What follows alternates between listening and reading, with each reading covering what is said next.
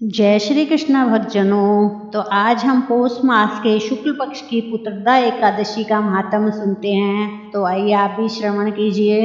युधिष्ठिर बोले, श्री कृष्ण आपने शुभकारिणी सफला एकादशी का वर्णन किया, अब कृपा करके शुक्ल पक्ष की एकादशी का महात्म्य बतलाइए। उसका क्या नाम है, कौन सी विधि है तथा उसमें किस देवता का पूजन किया जाता है। भगवान श्री कृष्ण ने कहा, राजन, पौष के शुक्ल पक्ष की जो एकादशी है उसे बताता हूँ, सुनो। महाराज, संसार के हित की इच्छा में इसका वर्णन करता हूँ। हे राजन, पूर्वोक्त विधि से ही यत्न पूर्वक इसका व्रत करना चाहिए।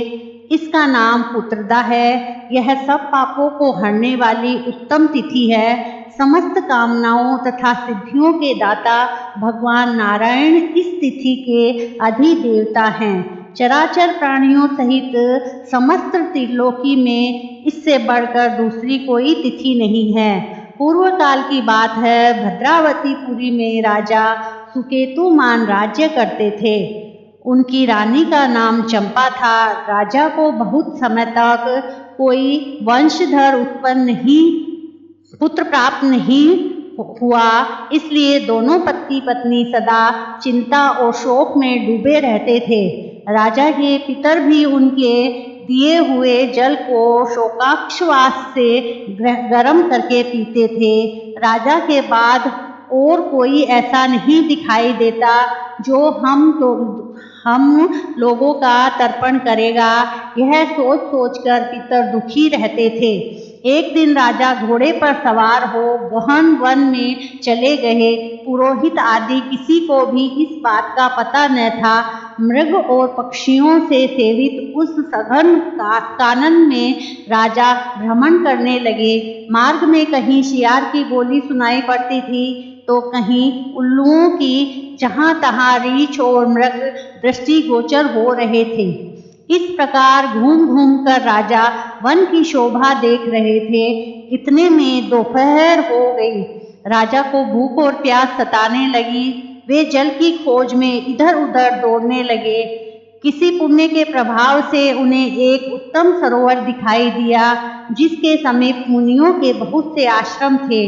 शोभाशाली नरेश ने उन आश्रमों की ओर देखा। उस समय शुभ की सूचना देने वाले शकुन होने लगे। राजा का दाहिना नेत्र और दाहिना हाथ फड़कने लगा, जो उत्तम फल की सूचना दे रहा था। सरोवर के तट पर बहुत से मुनि वेद पाठ कर रहे थे। उन्हें देखकर राजा को बड़ा हर्ष हुआ। वे घोड़े से उतरकर मुनियों के सामने खड़े हो गए और पृथक पृथक उन सब की वंदना करने लगे। वे मुनि उत्तम व्रत का पालन करने वाले थे।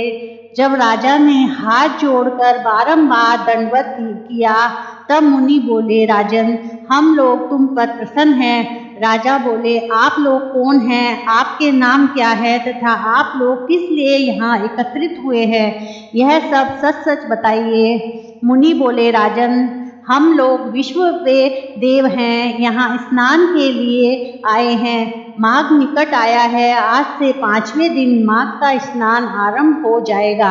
आज ही पुत्रदा नाम की एकादशी है, जो व्रत करने वाले मनुष्यों को पुत्र देती है।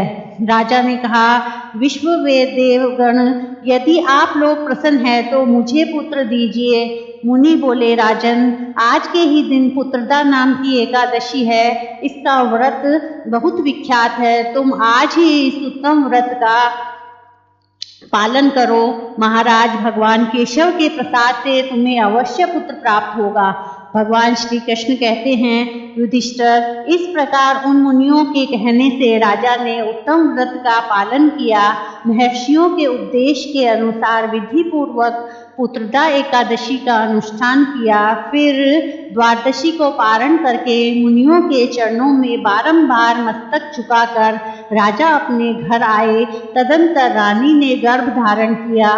प्रसव काल आने पर पुण्यकर्मा राजा को तेजस्वी पुत्र प्राप्त हुआ, जिसने अपने गुणों से पिता को संतुष्ट कर दिया। वह प्रजाओं का पालक हुआ। इसीलिए राजन, पुत्रदा का उत्तम व्रत अवश्य करना चाहिए। मैंने लोगों के हित के लिए तुम्हारे सामने इसका वर्णन किया है। जो मनुष्य एकाग्रचित होकर पुत्रदा का व्रत करते हैं वे इस लोक में पुत्र पाकर मृत्यु के पश्चात स्वर्गगामी होते हैं। इस महात्म को पढ़ने और सुनने से अग्निहोत्र होम का यज्ञ का फल प्राप्त मिलता है। बोलो श्री कृष्ण भगवान की जय। राधे राधे। तो भक्तजनों, पसंद आई तो लाइक शेयर सब्सक्राइब करें। जय श्री कृष्ण।